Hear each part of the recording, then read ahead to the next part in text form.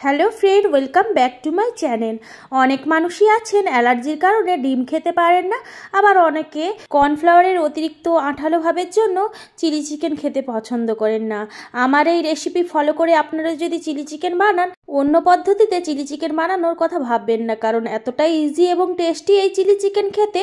শুরু করা যাক রান্নাটা। আপনারা দেখতে থাকুন, আশা করছি আপনাদের রেসিপিটা খুবই ভালো লাগবে। চিলি চিকেন বানানোর জন্য প্রথমেই আমি চিকেনটা ম্যারিনেট করে নেব। 300 গ্রাম চিকেনের মধ্যে 1 চামচ পাতিলেবুর রস দিলাম, আপনারা চাইলে ভিনিগারও দিতে পারেন। এরপর দিয়ে দেবো 1/2 চামচ করে লবণ, গোলমরিচের গুঁড়ো, লঙ্কার গুঁড়ো এবং হলুদের গুঁড়ো দিয়ে ভালোভাবে সমস্ত উপকরণ একটা চামচের সাহায্যে সমস্ত উপকরণ ভালোভাবে চিকেনটার মধ্যে দিয়ে মাখিয়ে নিয়ে আধা ঘন্টার জন্য আমি ম্যারিনেট করে রেখে দেবো। এতে করে চিকেনটা সফট হয়ে যাবে এবং সমস্ত মশলাগুলো চিকেনের ভেতর পর্যন্ত প্রবেশ করতে পারবে।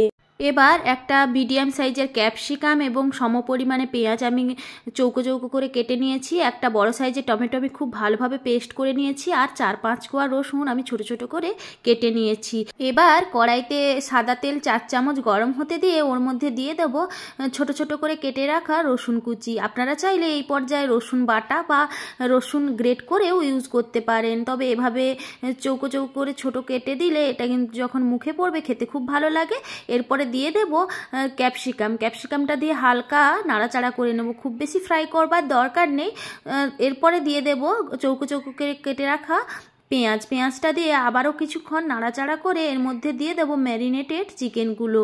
আমি বোনলেস চিকেনগুলো একটু ছোট ছোট কেটেছি, আপনারা চাইলে বড় ছোট যেভাবে খুশি কেটেই রান্না করতে পারেন। আর চিকেনটা দিয়ে আমি 3-4 মিনিট মতো ভালোভাবে পেঁয়াজ এবং ক্যাপসিকামের সঙ্গে ভাজা ভাজা করে নেব। আর 3-4 মিনিট এইভাবে যদি নাড়াচাড়া করে ভাজা ভাজা করতে করতেই লক্ষ্য করবেন চিকেন থেকে কিন্তু বেশ কিছুটা জল বেরিয়ে আসবে। আমি কিন্তু এক্সট্রা করে কোনো রকম জল ইউজ করিনি এই রান্না করতে।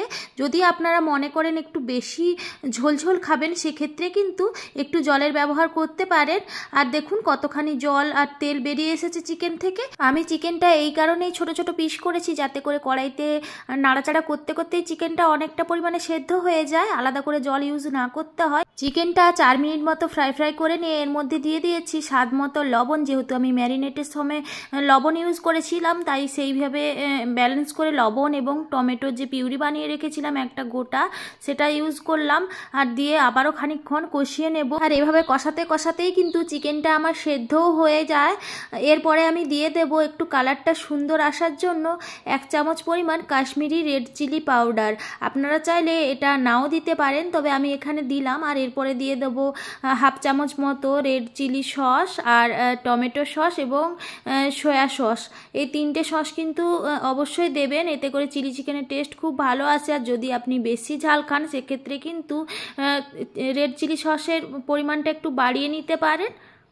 আপনারা চাইলে এই পর্যায়ে ঝালের জন্য কাঁচা লঙ্কা বাটাও ইউজ করতে পারেন। আমাদের বাড়িতে খুব একটা বেশি ঝাল খাওয়া হয় না, সে কারণে আমি কম ঝাল দিয়েই বানালাম। আপনারা চাইলে নিজেদের মতো ঝালটা বাড়িয়ে নিতে পারেন। আর এরপরে দিয়ে দেব 1/2 চামচ পরিমাণ লেবুর রস। আপনারা চাইলে এখানে ভিনিগারও ইউজ করতে পারেন। আর এরপর আমি সমস্ত টেস্টটা যাতে ব্যালেন্স থাকে, টক মিষ্টি ব্যালেন্স থাকে, তাই জন্য 1/2 চামচ পরিমাণ চিনি এবং পেঁয়াজ পাতা সামান্য পরিমাণে দিয়ে দিলাম। পেঁয়াজ পাতাটা অপশনাল, আপনারা চাইলে নাও দিতে পারেন। আজকের রেসিপি চিলি চিকেন কিন্তু পুরোপুরি রেডি হয়ে গেছে। আর কেমন লাগলো আজকের আমার এই রেসিপি অবশ্যই আপনারা কমেন্ট করে জানাবেন। যদি ভালো লাগে অবশ্যই লাইক করবেন, বন্ধুদের সঙ্গে শেয়ার করবেন।